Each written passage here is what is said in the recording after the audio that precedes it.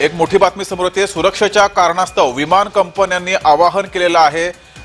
या सर्व सुरक्षेच्या कारणास्तव हे आवाहन केलेलं आहे। विमान प्रवाशांनी 3 तास लवकर पोहोचवा असं हे आवाहन केलेलं आहे। सुरक्षेच्या कारणास्तव हे आवाहन केलेलं आहे। पंकज, निश्चित सुरक्षेची ज्या विषयावरती आपण बोलू शकतो त्याचं पुढचं हे पाऊल असं आपण म्हणू शकतो। इंडिया गेट असेल, धर्मशाला असेल, इकडनं लोकांना बाजूला करण्यात आलं, रिकामं करण्यात आलं। एअरपोर्टवरती सुरक्षा ही अत्यंत महत्त्वाची असते। मगाशी ज्या पद्धतीने आपण सांगितलं, युद्धामध्ये किंवा युद्धजन्य परिस्थितीमध्ये कुठल्याही देशातली एअरपोर्ट्स ही अत्यंत महत्त्वाची असतात आणि ती काळजी घेतली जाते। एअरपोर्टवरती सुरक्षा चेकिंग जी असते किंवा तपासणी ही अतिशय ज्याला आपण म्हणू शकतो अधिक सक्षमतेने आणि अधिक कडक पद्धतीने ही केली जाणार आहे। काटेकोर पद्धतीने सगळं तपासलं जाणार आहे। एकही गोष्ट किंवा घातपात होऊ नये याची पूर्ण काळजी जी आहे ती घेतली जाणार आहे आणि त्यामुळेच एअरपोर्टवरती लवकर पोचा अशा ज्या सूचना करण्यात आलेल्या आहेत।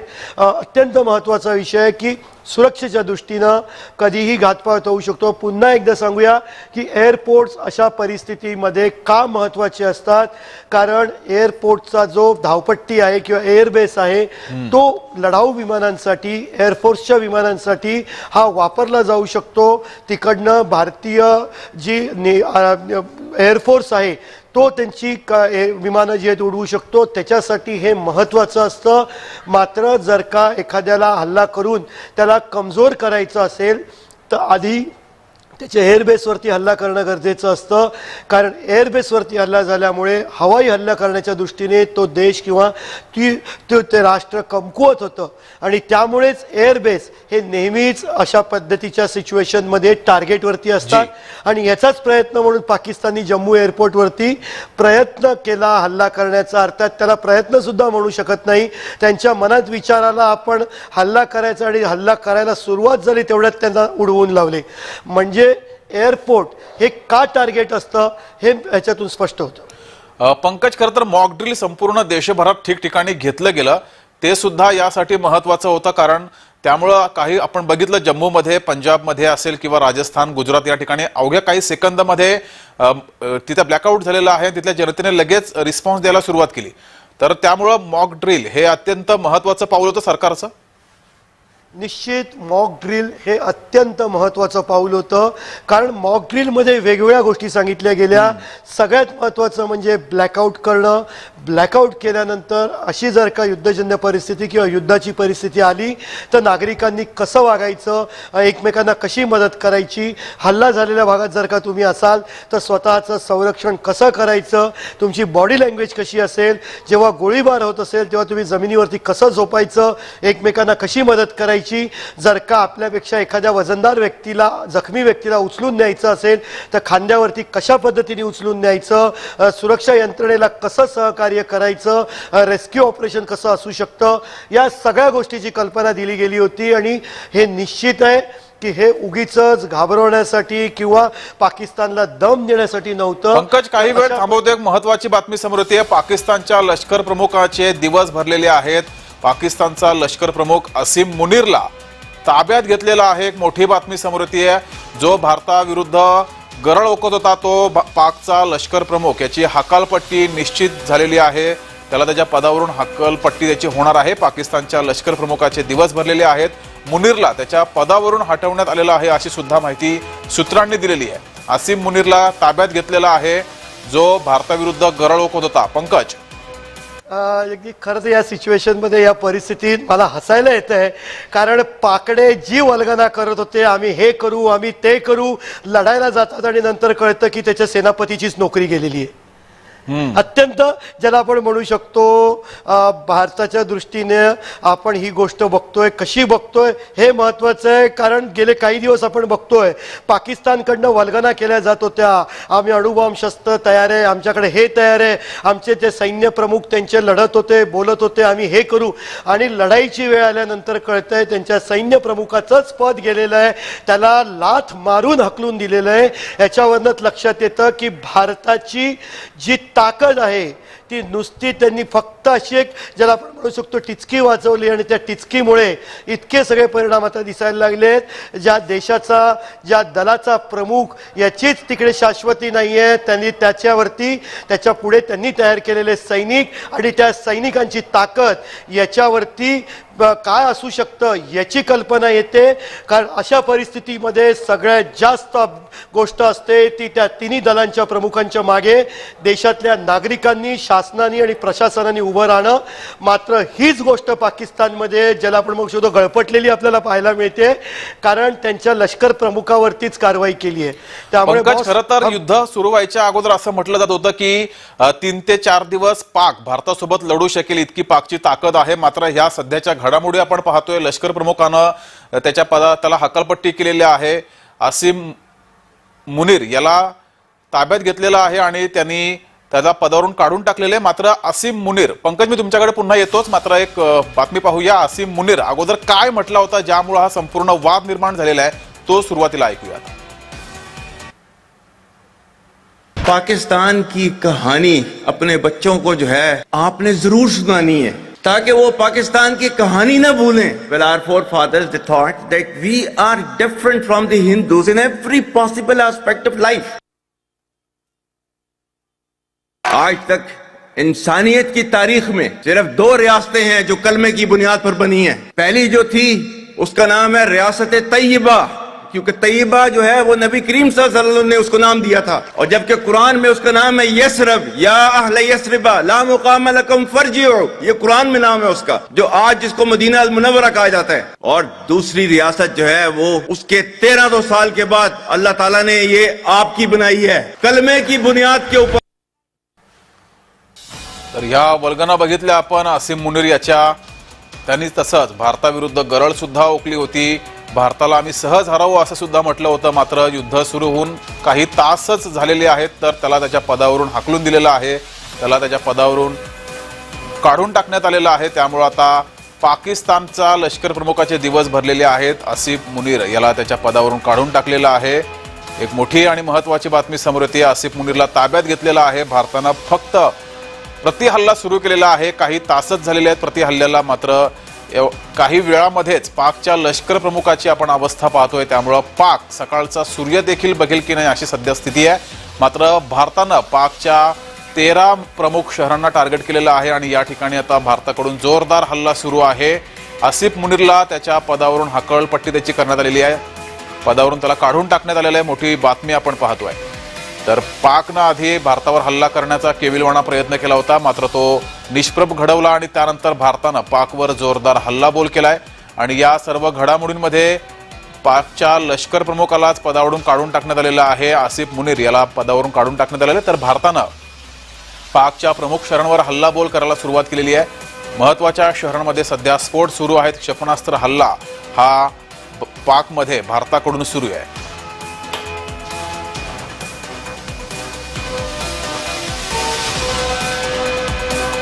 पंकजकडे आपण जाऊया. पंकज, खरं तर मगाशी आपला जो मुद्दा बाकी राहिला की असं म्हटलं जात होतं की भारतासोबत जर पाकचं युद्ध झालं तर 2 ते 3 दिवस लढू शकेल एवढीच त्यांची क्षमता आहे. मात्र सध्याची परिस्थिती पाहता पाक सकाळचा सूर्य तरी बघेल की नाही अशी सध्या स्थिती आहे.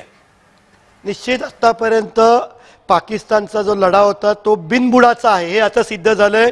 पाकिस्तानच्या लढाईला चेहरा असूच शकत नाही. त्यामुळे बिनबुडाचा सुद्धा आपण त्याला म्हणू शकतो की ज्या देशाची विचार करा की जो देश भारतासारख्या बलाढ्य देशाशी, वैचारिकदृष्ट्या बलाढ्य देश, सशस्त्रदृष्ट्या बलाढ्य देश, यंत्रणेद्वारा बलाढ्य देश आणि प्रचंड राजकीय इच्छाशक्तीचा बलाढ्य देश असा भारत, या भारतासमोर लढायला त्यांचा लष्कर प्रमुख उतरतो, वल्गना करतो आणि नंतर पाकिस्तानकडनं त्याचं मुंडकं जे आहे ते छाटलं जातं, त्याला काढून टाकलं जातं, ताब्यात घेतलं जातं. त्यामुळे लष्करांनी आता करे तो करे क्या, कोणाचं नेतृत्व मानायचं, भारतासारख्या बलाढ्य देशापुढे शरणागती पत्करायची, गुडघे टेकायचे, मग तिकडे जाऊन मरायचं, मृत्यू सामोरं जायचं की काय करायचं, पळून जायचं, अशी अवस्था निश्चितच पाकिस्तानी आर्मीची झाली असणार. कारण नेतृत्व, त्यांचा प्रमुख याच्यावरतीच हल्ला केला जातो. त्यामुळे टार्गेट पाकिस्तान आहे की त्यांचीच आर्मी आहे, त्यांना लक्षात येत नाहीये. त्यामुळे तू जो प्रश्न मला विचारलास की पाकिस्तान उद्याचा सूर्य पाहिल की नाही हे आपण सांगू शकत नाहीये. खरी परिस्थिती आहे मोठ्या वल्गना करणारे पाकडे हे चारी मुंडे चीत होताना दिसत आहेत. नुसते चीत होताना दिसत नाहीये तर जगासमोर त्यांचा बेगडी चेहरा समोर येतोय. पाकिस्तानची लष्करी व्यवस्था, पाकिस्तानची आर्मी, पाकिस्तानची नेव्हल सर्व्हिस, पाकिस्तानचं एअरफोर्स हे कुचकामी आहे. पाकिस्तानची ताकद खरी त्यांनी पोचलेली ही बाणगुळं सर, मी काही वेळासाठी तुम्हाला थांबवते कारण मोठी बातमी सध्या समोर येते. पाकिस्तानच्या लष्कर प्रमुखाचे दिवस आता भरलेले आहे कारण पाकिस्तानच्या लष्कर प्रमुखाला आता भारतीय सैन्यानं ताब्यात घेतल्याची मोठी माहिती सध्या समोर आली आहे. ज्याप्रमाणे आपण पाहतोय ही खरं तर भारताची अतिशय मोठी कारवाई म्हणावी लागेल कारण थेट पाकिस्तानचं जे लष्कर आहे त्यानंच ही जो हल्ला झाला होता जम्मू विमानतळ असेल, बाकीची शहरं असतील त्या ठिकाणी, त्यामुळे लष्कर प्रमुखाला ताब्यात घेतल्यामुळे भारताचा मोठा विजय. पंकज सर, भारताचा मोठा विजय निश्चित आहे पण ह्या विजयासोबतच पाकिस्तान सारख्या अतिशय दहशतवादाला काळपाणी घालणाऱ्या, जगभरातल्या दहशतवादाचं मूळ असणाऱ्या देशाचा हा पराभव आहे. चारी मुंडे चित केले आणि भारतासमोर लढाईची भाषा करत होते. खरं तर भाषा म्हणता येणार नाही, फुकटच्या कोरड्या वल्गना होत्या आणि ह्या वल्गना केल्या भारताने. मगाशी मी म्हटलं ते अतिशय महत्वाचं वाक्य, भारताने फक्त टिचकी वाजवलेली आहे. भारताने अजून पूर्णपणे आपली यंत्रणा ओपन केलेली नाहीये. भारताने पूर्ण नेव्हल सर्व्हिस ऍक्टिव्ह झालेली नाहीये. भारताची पूर्ण एअरफोर्स ऍक्टिव्ह झालेली नाहीये आणि भारताचा अभिमान असलेली आर्मी सुद्धा ऍक्टिव्ह झालेली नाहीये. मात्र फक्त टिचकी वाजवली आणि पाकिस्तानच्या लष्कर प्रमुखाच्या मुसक्या आवळलेल्या आहेत. पाकिस्तानचं नेतृत्व, पाकिस्तानचं लढाई, पाकिस्तानचं जे सुरक्षा दल आहे, पाकिस्तानचं डिफेन्स आर्मी जी आहे ती बिनबुड्याची झालेली आहे. त्यामुळे त्यांचं नेतृत्वच आता नाहीये.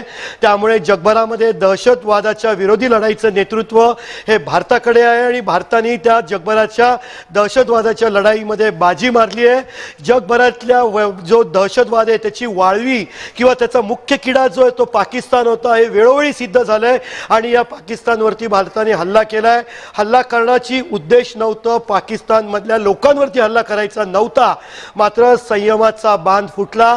भारतीय नागरी वस्तीवरती हल्ला करण्याचा भेकड प्रयत्न केला आणि या प्रयत्नानंतर भारतीय आर्मीनी, भारतीय नेव्हीनी आणि एअरफोर्सनी आपली फक्त थोडीशी ताकद दाखवायला सुरुवात केली आणि पाकिस्तानची अवस्था ही चारी मुंड्या चित आणि पाय धरून डोकं जमिनीवरती आपटलं अशी झालेली असं म्हटलं तर चुकीचं ठरणार नाही. खरं तर हा प्रत्येक भारतीयासाठी अगदी प्राऊड मुमेंट आहे.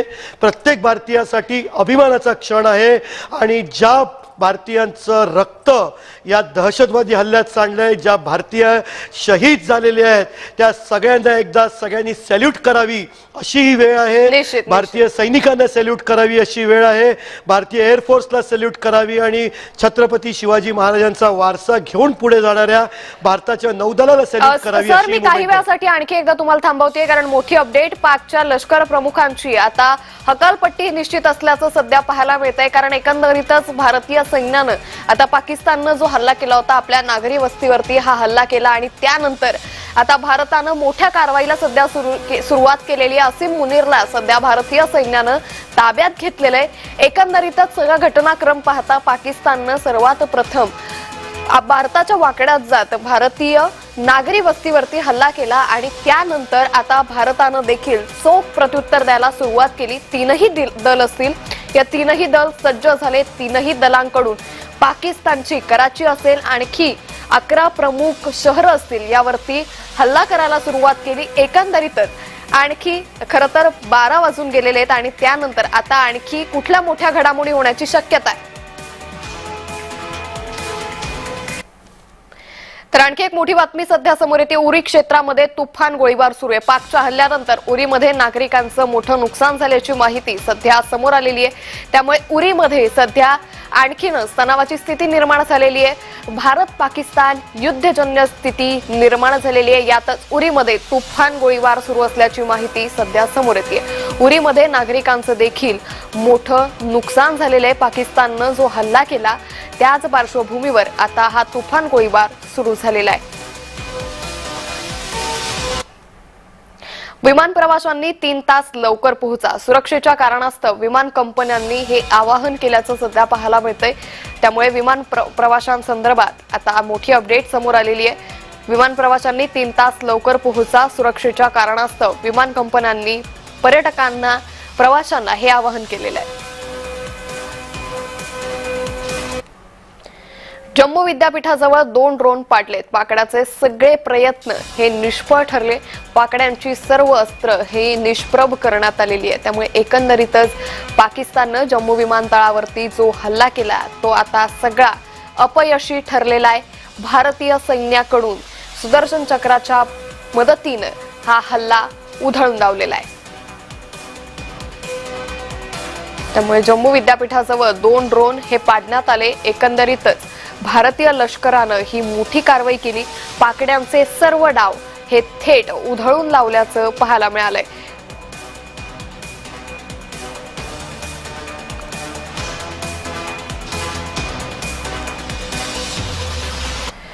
तर उरी क्षेत्रामध्ये सध्या तुफान गोळीबार सुरू आहे. पाकच्या हल्ल्यानंतर उरीमध्ये नागरिकांचं मोठं नुकसान झाल्याचं देखील पाहायला मिळतंय. याच संदर्भात आपण अधिक माहिती घेऊया आमचे प्रतिनिधी पंकज दळवी यांच्याकडून. पंकज सर, ज्या पद्धतीने आपण पाहतो एकीकडे भारत पाकिस्तानमध्ये मोठ्या प्रमाणात सध्या युद्धजन्य परिस्थिती निर्माण झालेली आहे, यातच उरी क्षेत्रामध्ये तुफान गोळीबार सध्या केला जातोय. काय अधिक अपडेट? 12 वाजलेले आहेत, पण पाकिस्तानचे 12 वाजून गेलेत असं म्हणावं लागेल. आणि काही मिनिटातच पाकिस्तानचे 3-13 होणार आहेत हे निश्चित आहे. उरी क्षेत्रामध्ये पाकिस्तानकडनं गोळीबार करण्याची सुरुवात झाली होती संध्याकाळनंतरच. जो त्यांनी अयशस्वी एक छोटासा प्रयत्न पण ज्याला म्हणता येणार नाही असा प्रकार केला. भारतावरच्या नागरी वस्त्यांवरती हल्ला करण्याचा प्रयत्न केला. त्याच्यानंतर उरी भागामध्ये, सीमावर्ती भागामध्ये, बॉर्डर एरियामध्ये पाकिस्तानकडनं गोळीबार करायला सुरुवात झाली. आणि सुरुवात त्यांनी केल्यानंतर भारतीय आर्मीनी, भारतीय लष्कराने तिकडे प्रतिहल्ला करायला सुरुवात केलेली आहे. अर्थात याचं नुकसान सीमावर्ती भागात राहणाऱ्या लोकांना भोगावं लागतंय, त्यांचं नुकसान होतंय. मात्र आता काहीही झालं तरी पाकड्यांना सोडायचं नाही. या पाकड्यांची जी माज आहे तो उतरवायचा, त्यांना त्यांची लायकी दाखवायची, हे भारताच्या लष्कराने ठरवलेलं आहे. त्यामुळे उरीमध्ये पुरून उरतायत पाकिस्तानला. अर्थात आपल्याकडनं प्रचंड हल्ला केला जातोय, मात्र तो हल्ला पुन्हा एकदा सांगतोय ॲक्शन नसून रिॲक्शन आहे.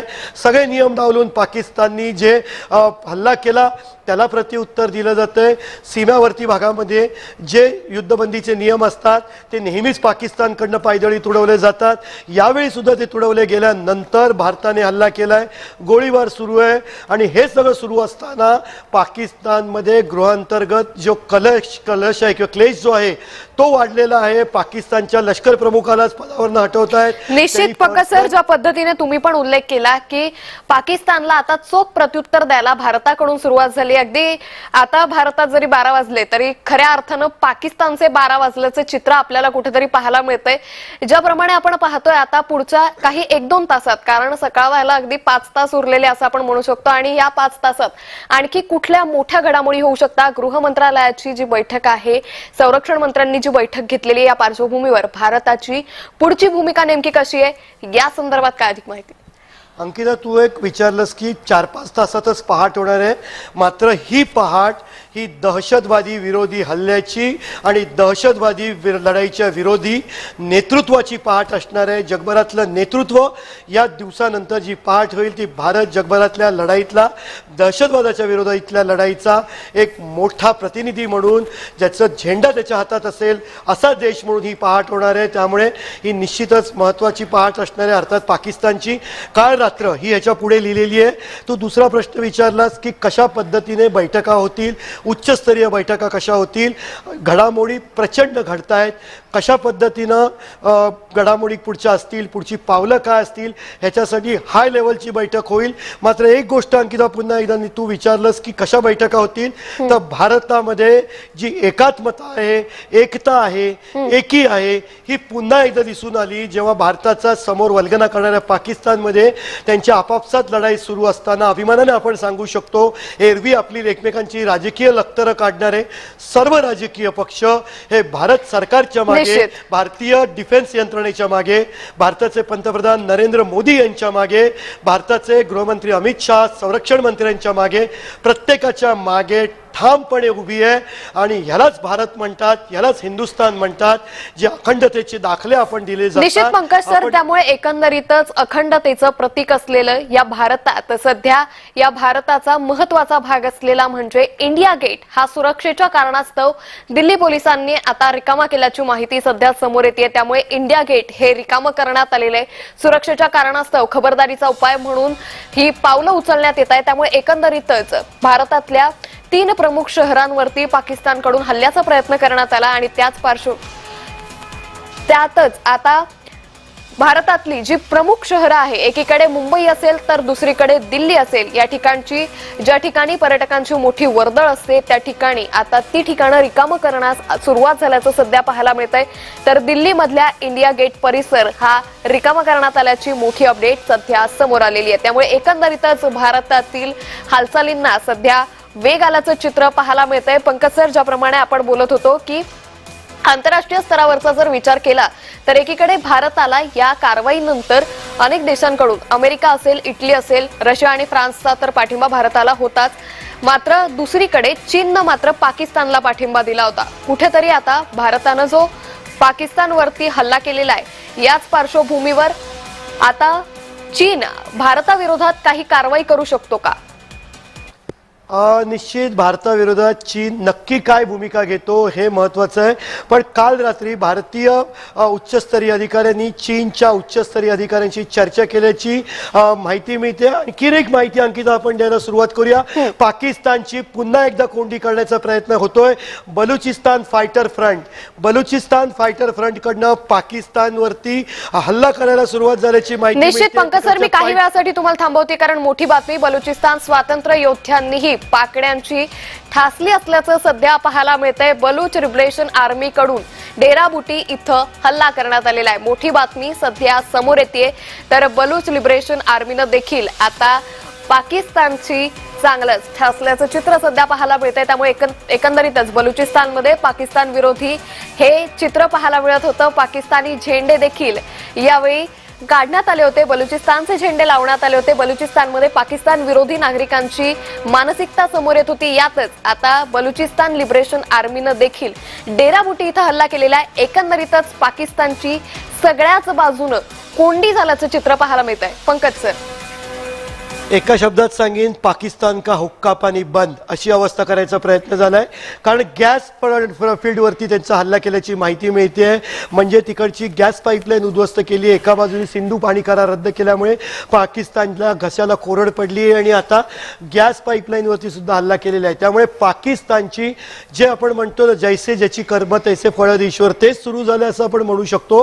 कारण ज्या पद्धतीने हल्ला होता, बलुचिस्तानने सुद्धा हल्ला केलाय. बलुचिस्ताननी सुद्धा एका अर्थी आपण म्हणू शकतो हे भारताला समर्थन आहे.